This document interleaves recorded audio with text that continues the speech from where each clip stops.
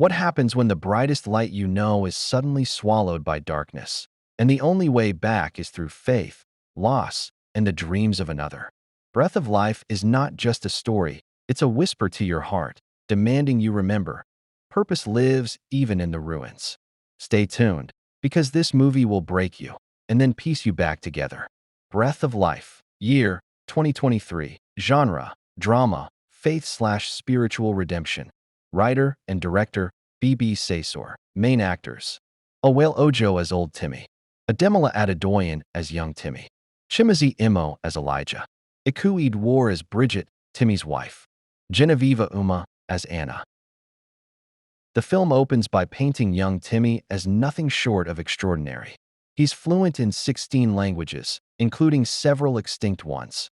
He was top of his class at Cambridge. He was a cadet in the British Navy with honors. He becomes the first African clergyman in the Church of England. Then he marries Bridget, a woman of grace, who becomes his partner in both love and service. They have a daughter, Alison. After his father dies, Timi decides to return to Nigeria. He builds a life there, familiar countryside, community, church, all the promise of fulfillment. The spark of hope in the new town, Ibadan, Midwestern Nigeria. Everything seems to fall into place. Timi's church, once abandoned, is repaired. The villagers respect him. His family is a source of joy and hope. There is music, laughter, children. There is a sense that all these gifts, his intellect, his faith, his capacity for love, are meant for something bigger than him alone. Tragedy strikes. Then comes the turning point. The film introduces Baby Fire, a local thug with gangs at his back. One day, in a carnival scene, Timi and his daughter witness a murder committed by Baby Fire's gang. Timi, driven by justice, agrees to testify against Baby Fire in court. But the local colonial judicial system falters. Evidence is dismissed. Justice is denied. The tension escalates.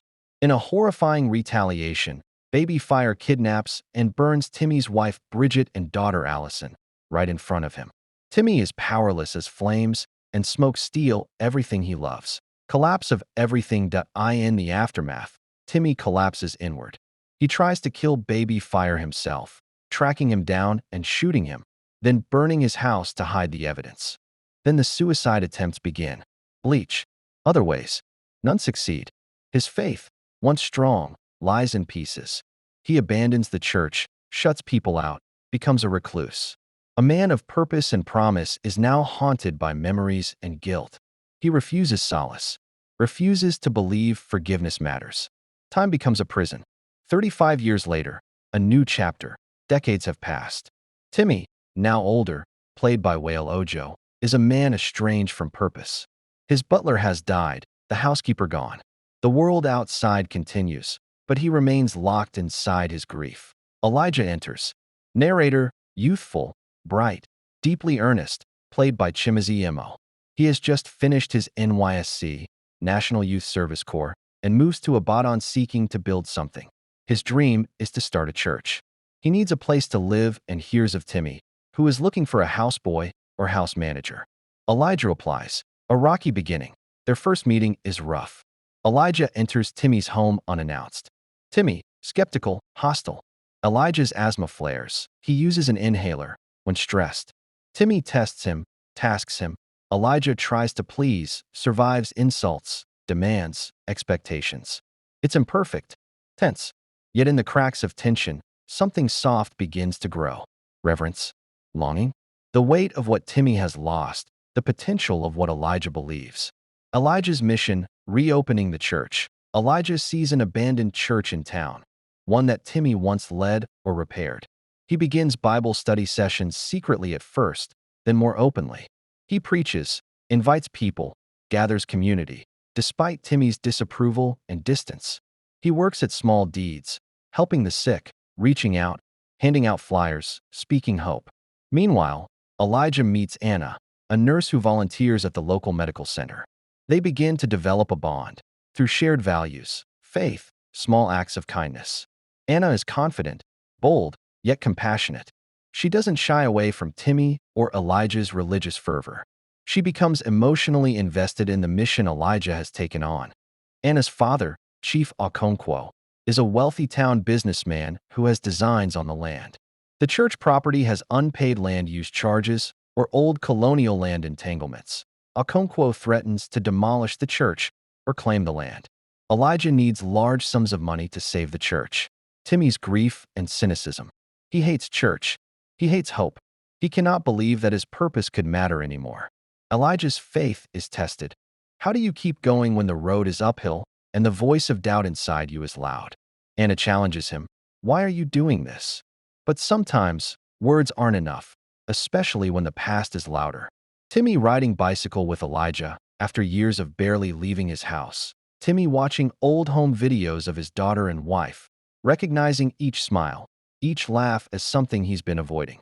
These moments don't erase the pain, but they begin to thaw the ice around Timi's heart.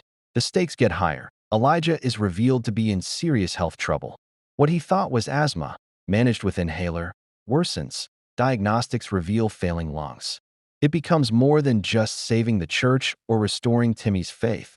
It's about saving Elijah's life. This shift forces everyone to confront what it means to give, to sacrifice, to hope in the face of mortality. At the same time, Anna's father, Chief Okonkwo, escalates pressure, making legal threats or using power to force the issue of land claim. Elijah needs money, time, and belief. And Timi's role becomes critical. Does he stay locked in grief? Or does he step up, what remains of him, to help the young man who has reminded him of what faith looked like? There are moments of confrontation, Elijah collapsing, hospital scenes, Anna and Timi at his bedside. Timi is brought face to face with his own mortality, his own notion of what living in purpose means. The church's future, Elijah's future, the community's future, all hinge on what Timi is willing to do. Does he fight? Does he forgive himself? And what is the cost? Salvation. Timi's decision marks the turning point. His heart, once shut, finally cracked wide enough to show its core. The act of giving his lungs isn't just medical, it's symbolic. It says, love is stronger than grief. Faith is stronger than fear. Through this, Timi steps back into purpose, not the purpose he once had, but a new one, grounded in compassion, in legacy, in self-forgiveness. Elijah undergoes the operation. There is hope, there is suffering, but also the recognition that every moment up to this has led to here. Every small act, the Bible study sessions, the church fights, the sunrise rides with Anna, matter. Timi reconnects with the community. Anna stands beside Elijah. Faith is not just a word anymore, it's lived.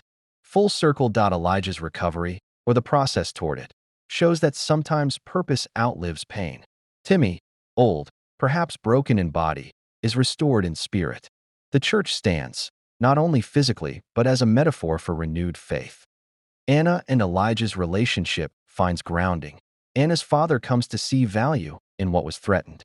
Perhaps not everything is perfect, loss still echoes, but there is light. Elijah narrates it all, reminding us, and Timi, that breath, life, is sacred, but what you do with it defines meaning. In a gut-punch twist, we learn that Elijah's sickness is terminal. His lungs are failing, and conventional treatments won't save him unless a donation comes. In the emotional climax, Timi realizes that his purpose was never fully lost. It has been waiting. He decides to donate his own lungs to save Elijah, offering the sacrifice he thought he could never again give. Sacrifice, salvation. Timi's decision marks the turning point. His heart, once shut, finally cracked wide enough to show its core. The act of giving his lungs isn't just medical, it's symbolic. It says, love is stronger than grief. Faith is stronger than fear.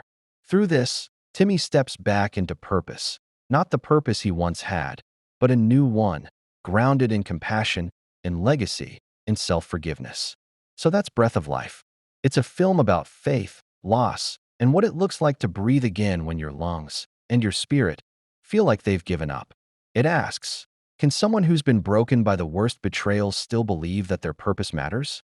And it shows, yes, even when faith seems quiet, it can roar in the smallest acts.